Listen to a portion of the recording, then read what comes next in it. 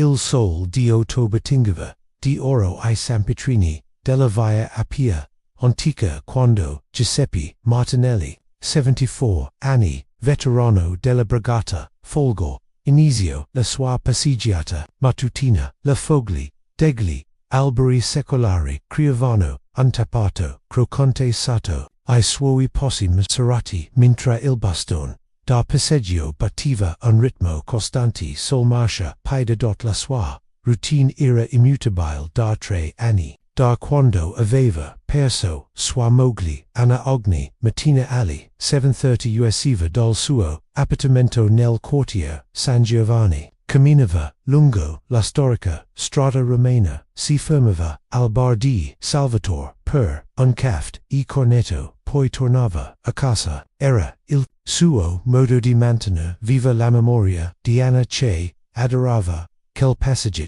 insime.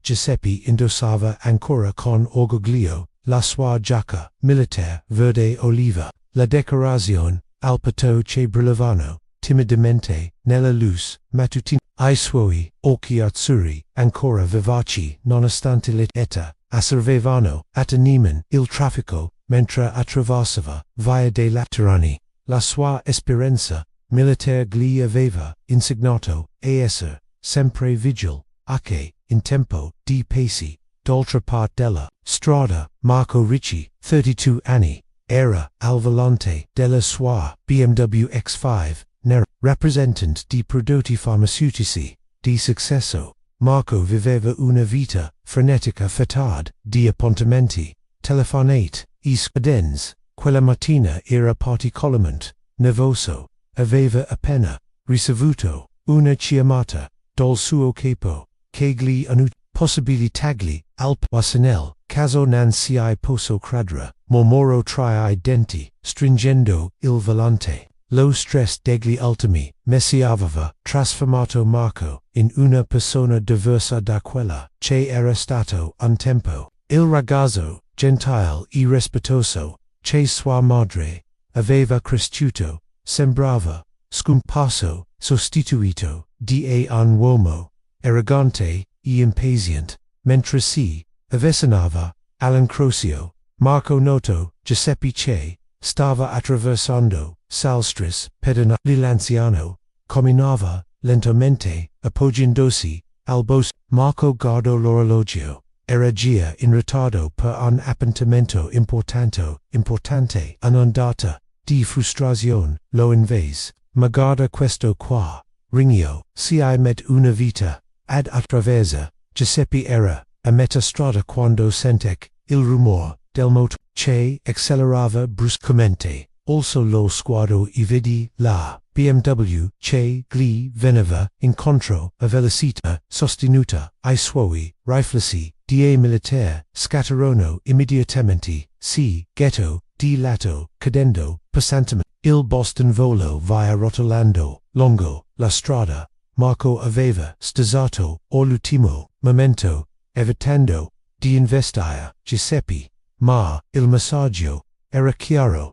Aveva accelerato intenzionalmente verso l'anziano. Si fermò a pochi metri di distanza. Il finestrino e gridò: la prossima volta cammina più veloce. Qui siamo a Roma, non in uno sbizio. Giuseppe si rialzò lentamente, il ginocchio destro sanguinante, la giacca militare strappata. Alcune persone si avvicinarono per aiutarlo, ma lui la ringraziò educatamente e rifiutò l'assistenza. Occhi però si erano riempiti di una tristezza profonda. Non era solo il dolore fisico, ma l'umiliazione di essere stato trattato in quel modo. Signore dovrebbe denunciare questo energumano disonore. Signora che aveva assistito alla ho visto tutto, ha accelerato verso di lei apposta. Giuseppe scosse la testa. No signora grazie, ma no,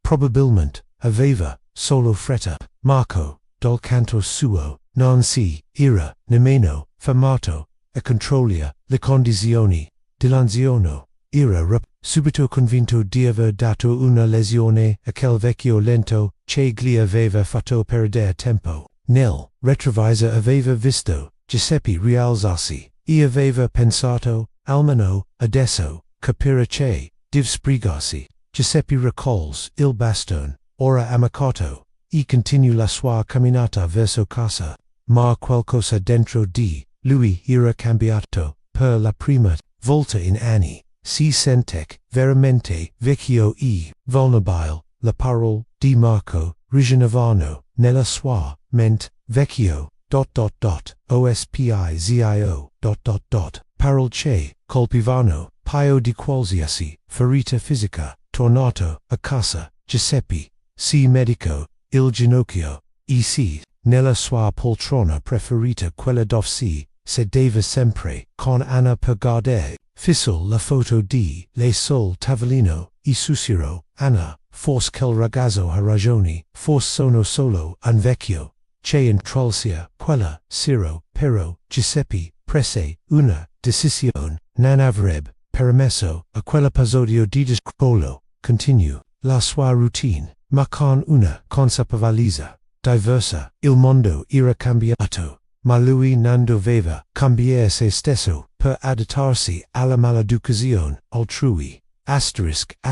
Prima di continuare, scrivici nei commenti da quali città stai guardando, se fa sempre piacere sapere da dove sei seguito. Se ti piacciono queste storie emozionanti, iscriviti al canale e lo stia, unlike se aiuta davvero tanto a continuare. Grazie di cuore e ora, buon visione della 3 giorni dopo l'incident, Giuseppe aveva represso la sua passeggiata, ma l'incrocio di via dei veterani era diventato un punto di ancia per lui. Ogni volta che si avvicinava agli strisci pedonali, il cuore gli batteva più forte, e le mani tremavano legamenti sul bastone. Era una mattina di novembre, l'aria era fresca e umida, tipica del clima romano autunnale. Le foglie gialle dei platani coprivano I marciapiedi e il profumo di castan aerostate si mescolava ai fumi del traffico. Giuseppe aveva rallentato ancora di paio il passo,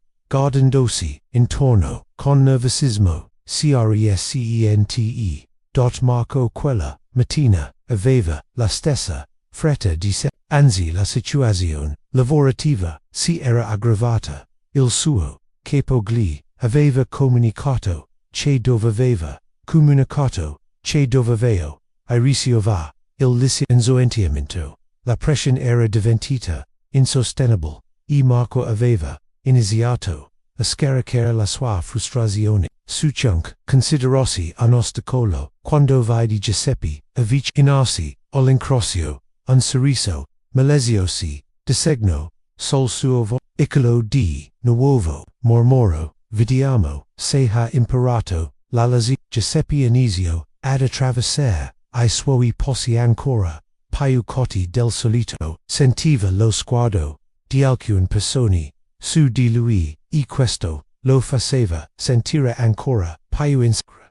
A metà strada sentì nuovo il rumore familiare, il motor della BMW che accelerava. Questa volta Giuseppe si fermò di botto, il cuore che batteva Marco arrivò fino a pochi centimetri di lui, frenando brusco. L'anziano rimase immobile, paralizzato dalla paura, mentre Marco abbassava il fine. Allora non hai ancora capito, qui il tempo e denaro, muoviti, o ti investo, per davvero. Giuseppe fissò Marco negli occhi per un momento che sembrò eterno. Negli occhi del giovane vidi qualcosa che riconobbe, la stessa rabbia che aveva visto negli occhi di alcuni soldati durante la guerra, quella rabbia che trasforma gli uomini in bestie. Ragazzo, disse Giuseppe, con voce ferma, nonostante il tremor. Io ho combattuto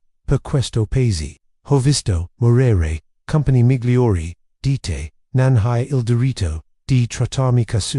Marco scoppiò in una risata sarcastica. Asta, e cosa hai sparato a due fascisti, settant'anni e questo non ti dà il diritto di bloccare il traffico, veterano del caso. Lepero, Di Marco, colpiranno, Giuseppe come schiaffi, intorno a loro, alcuni, passanti, si erano, fermati, alcuni, indignati, altri, semplicemente, curiosi. Un ragazzo, con, la maglietta, della Roma, inizio, ad avvicinarsi, visibilmente, arrabbiato, stronzo, quello, un veterano, portagli, rispetto, Marco, giro, la testa verso, il ragazzo, uccise, il suo bodyguard, fatavi da parte tutti, Giuseppe alzò una mano, per fermare il ragazzo, no la sia stare, non vale la pena, termino di, attraversa lentamente, mentre Marco, lo segueva con, lo sguardo, il motor, ancora, exezzo, quando, Giuseppe raggiunse, il marciapiede, Marco gridò ancora la prossima, volta prendi, l'autobus per invalidi. Quella sera, Giuseppe era seduto nel suo salotto, la foto di Anna 3, la mahone, per la prima volta dopo, anni sentec, il peso, dell'età della solitudine, si alzò andò verso il cassetto della scrivania, dove teneva alcuni ricordi militari. Tirò fuori una vecchia foto in bianco e nero, lui I suoi commilitoni, durante una pausa dal combattimento, tutti sorridenti nonostante la guerra, ragazzi, sussurrò guardando la foto, come siamo arrivati a questo punto, abbiamo combattuto per un passidove, I giovani, trattano casu, gli anziani, il telefono, squillo era suo, figlio Matteo, che chiamava, già nord, Italia dove, era di stanza, con, l'esercito, papa, come stai, hai una voce strana, Giuseppe esito, non voleva preoccupare Matteo, ma aveva bisogno di parlare con Matteo, dimmi una cosa, secondo te, cosa abbiamo lasciato alle nuove generazioni, rispetto, valori, esistono ancora, papa, successo, qualcosa, parli in modo strano, non solo pensieri, di un vecchio, Matteo conosceva, suo padre, aveva, servito nel esercito per 30 anni, aveva cresciuto suo, figlio con, principi, soldi di onore, e rispetto, se faceva, domande del genere, s'era qualcosa, che non andava, papa domani ho, un paio di, giorni di permesso, vengo a trovarti, non, necessario, Matteo, ho solo bisogno, di, si sentiamo domani, sarò ti, mo, papa, Giuseppe, rimase, con il telefono in mano, guardando, ancora, la foto dei suoi, quella not dorme poco, pensando alle parole, di Marco, come il rispetto per gli anziani, i veterani sembrava, essere scomparso, dalla società, moderna, il giorno dopo, la pora, lo accompagnò, durante tutta la passeggiata, ma Giuseppe era un soldato, I soldati, Nancy, erano, mai. Matteo Martinelli, capitano, dell'esercito, italiano di 45 anni, arrivò a Roma, il giorno, seguente con, un permesso, speciale, di 3 giorni, alto dalla, corporatura, salida, dal, portamento, militare, impeccabile, Matteo, aveva, ereditato, dal padre, non, solo, l'aspetto, fisico ma, anche i principi di, onore e, rispetto, che, Giuseppe, gli aveva, insegnato, fin da bambino, quando vidi, suo padre, noto, immediatamente, qualcosa, di diverso, Giuseppe sembrava, più fragile, più insicuro, durante la cena, Matteo decise di andare al notiolo della questione, papa, so che se qualcosa, che non vi è, in 30 anni di servizio, ho imparato, a legare la persona, cosa succede, successo, Giuseppe, poso la facetta e guardo suo figlio, negli occhi di, Matteo vidi, la stessa determinazione, che Anna ammirava tanto in lui quando erano, giovani, lentamente, gli racconto, tutto, l'incident, la minis, el mili, Matteo, ascolto, in silenzio la mascella, chesi, contreva, sempre di paio, Ogni, detoglio, quando Giuseppe fin, rimase, in silenzio per alcuni minuti, papa, disfinalmente, tu hai servito, questo paese per 30 anni, hai rischiato la vita, per difendere, I valori, in cui crediamo, nessuno, dico, nessuno, ha, il diritto, di trattarti casu, Matteo, non voglio, che tu, faccia, niente, di impulsivo, solo, un ragazzo, male, duc, no, papa, non solo maleducazione, bullismo contro un anziano, per di poi, un veterano, questo non può passare inosservato, il giorno dopo, Matteo accompagnò suo padre nella passeggiata, mentre camminavano lungo via Appia antica, Matteo osservava, tutto con occhi da militare, la abitudine del padre, il percorso, I punti critici, quando arrivarono all'incrocio maledetto, Matteo si posizionò strategicamente, papa attraversa, pure, io resto qui a guardare, Giuseppe attraversò lentamente, come sempre, Marco non si fece vedere quella mattina, ma Matteo aveva memorizzato ogni dettaglio del luogo, tornati a casa, fece alcun telefonate, sergent Bianchi, sono il capitano Martinelli, ho bisogno di un favor la mattina seguente, Giuseppe, usk per la sua solita passeggiata, ma questa volta non era solo. Ad aspettarlo all'angolo di via dei Laterani, saranno 3 soldati, in uniforme, di combattimento, il sergent maggiore Bianchi, il caporal maggiore, Rossi il caporal Fortunato, signor Martinelli, Gisi Bianchi salutando militarmente, suo figlio, se ha raccontato la situazione. Noi siamo qui per accompagnarla, Giuseppe rimase, senza parole, ragazzi, non dovete, solo, una passeggiata signore, interruppe Rossi, lei un veterano, della Belgor, per noi un onore mentre il piccolo gruppo si dirigeva, verso l'incrocio, alcune persone, per strada iniziarono, a notare la scena, insolita un anziano, veterano, scortato da 3 soldati, dell'esercito, qualcuno, iniziò, a fare foto con il telefono.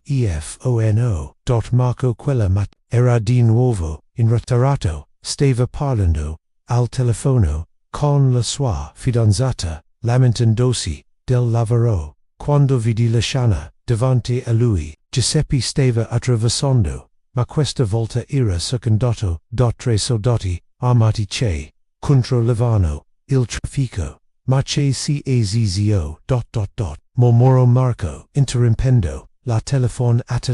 Il sergent Bianchi, si avvicinò, alla BMW, bussò al finestrino, Marco, lo abbassò, visiblemente, nervoso, buongiorno, signore vedo che ha un problema con questo veterano, Marco dev'impallidire, no, nessun problema, ci ha detto che ho un problema, nessuno, solo, che abbiamo saputo che qualcuno, in questa zona disturba, I veterani, durante la loro passeggiata, noi siamo qui per assicurarci, questo non accada, poi, Giuseppe, intanto, aveva, in total sicurezza, si voltò verso Marco per un momento, I loro sguardi si incrociarono, negli occhi dell'anziano, veterano, non c'era rabbia, ma una dignità ritrovata, KPIs signore, continuò Bianchi, veterani, hanno sacrificato, per questo paese, I nostro dovere, Marco anew,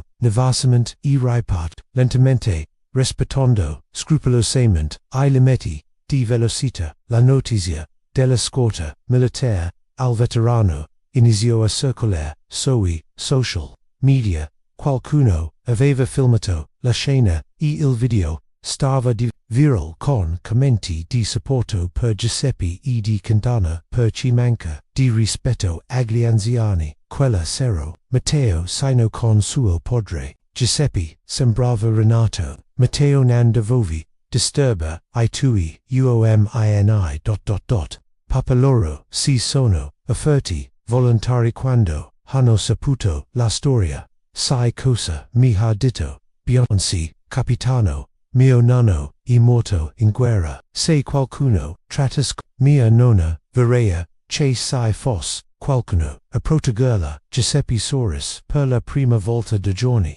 I tuoi soldati sono bravi ragazzi, come lo eri, te alla loro ita, papa come lo sarò io quando avrò la tua età, una settimana dopo l'episodio della scorta militare, la storia di Giuseppe era diventata un caso nazionale. I giornali avevano represso la notizia, i social media erano pieni di messaggi di solidarietà e l'associazione nazionale veterani aveva organizzato una cerimonia in suo onore. Marco, dal canto suo, stava vivendo un incubo.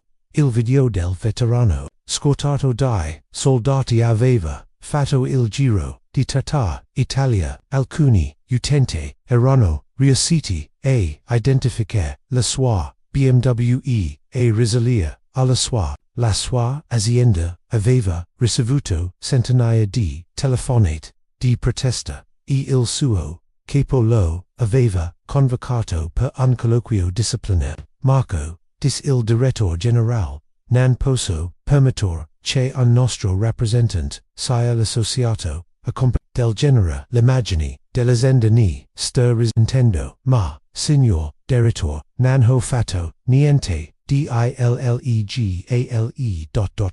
Era solo traffico, normale ... Marco, abbiamo visto I video, il tuo comportamento è inaccettable. Hai du skelt, ti prendi un di riflessioni non retributo e cidi pubblicamente. Scusa a quel veterano, a pure cerchi un altro. Marco usc dall'ufficio distrutto per la prima volta in anni. Si guardo allo specchio e non riconob l'uomo che vedeva quando era diventato, quando aveva perso il rispetto per gli altri, specialmente per gli anziani. Quella sera, Marco chiamò sua madre, che viveva a Napoli.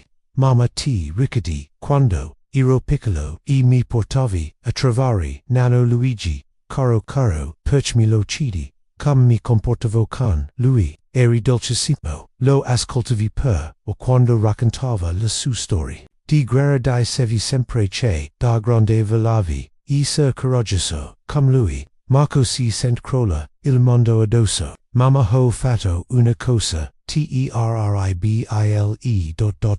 Gli racconto tutto. Sua madre rimase in silenzio per lungo tempo. Marco, finalmente, tu nonno Luigi è morto, difendendo questo paese. Se fosse ancora vivo e qualcuno lo trattas come ti hai trattato quel veterano, io sarei la prima a pretendere giustizia. Lo so, mamma, lo so, cosa hai intenzione di fare? Marco rimase sveglio tutta la notte, pensa. Il giorno dopo, prese una decisione che avrebbe cambiato la sua vita. Si presentò a casa di Giuseppe alle 9 del mattino con un mazzo di fiori e una lettera scritta a mano. Suonò il citofono con le mani che tremavano. Signor Martinelli, sono Marco Ricci, quello della BMW. Giuseppe si stabbò qualche minuto, accompagnato da Matteo che era ancora impetuoso. Padre e figlio guardarono Marco con espressione severa ma non il signor Martinelli iniziò. Marco, la voce che si spezzava, sono venuto a scusa, non ho scusa per quello che ho fatto. Lei non meritava di essere trattato così. Nessuno lo merita, ma specialmente non un uomo che ha servito il nostro paese. Giuseppe lo guardò attenamente ragazzo. Perché lo hai fatto? Marco abbassò la testa. Perché sono diventato una persona orribile. Lo stress, il lavoro, la pressione ... Ma non sono scusa. Mio nonno era un veterano come lei. Se fosse vivo, si vergognerebbe di me. Tiro fuori la lettera. Ho scritto questo per lei. E una lettera di scusa, ma anche una promessa. Giuseppe prese la lettera e la lesse ad alta voce. Caro Signor Martinelli, Lacido perdono, per il mio comportamento inaccettable, lei rappresenta una generazione che ha sacrificato tutto per darsi la libertà di cui godiamo oggi. Il mio è stato non solo maleducato, ma anche un insulto a tutti I veterani che hanno servito il nostro paese. Prometto di cambiare. Prometto di onorare la memoria di mio nonno Luigi Ricci, caduto in Albania nel 1943, comportandomi con il rispetto che meritano tutti gli anziani, e specialmente I veterani. Cido la sua benedizione per iniziare questo cammino di redenzione. Giuseppe Pigo la lettera e guardo, Marco Negli, occhi, ragazzo, tutti possono spogliare quello che conta e avere il coraggio di ammettere lori e cambiare strada.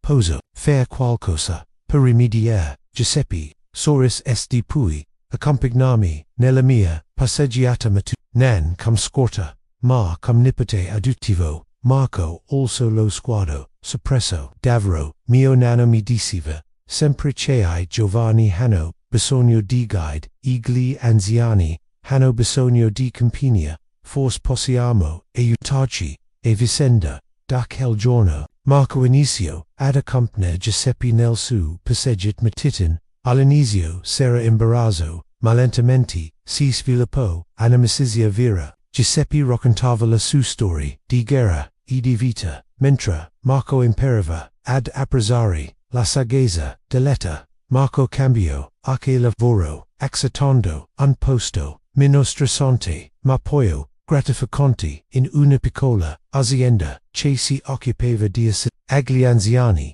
Voglio restituire qualcosa, disse Giuseppe.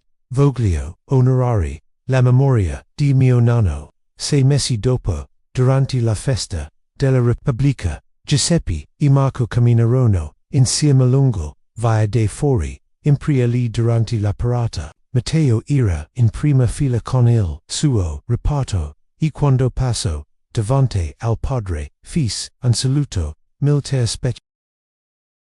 Giuseppe si voltò verso Marco. Sai, ragazzo mia, Mogliona, diceva sempre che le persone migliori sono quelle che sanno riconoscere propria ora e hanno il coraggio di cambiare strada. Marco sorrise. Signor Giuseppe, posso chiedere una cosa dimmi, posso chiamarla nonno Giuseppe, si comos.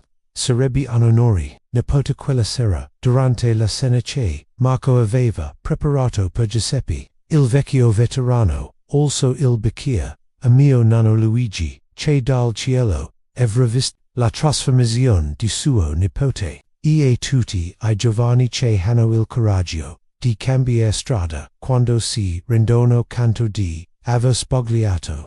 Marco also il suo bicchiere e I nonni che si insegnano che il rispetto e l'onore non sono mai fuori dalla finestra. Roma brillava nel luce della sera. E 2 generazioni diverse avevano imparato che il rispetto reciproco è la base di una società. Civile. Storia di Giuseppe e Marco divento un simbolo di come il dialogo e il perdono possono trasformare anche la situazione più difficile in opportunità di crescita e comprensione.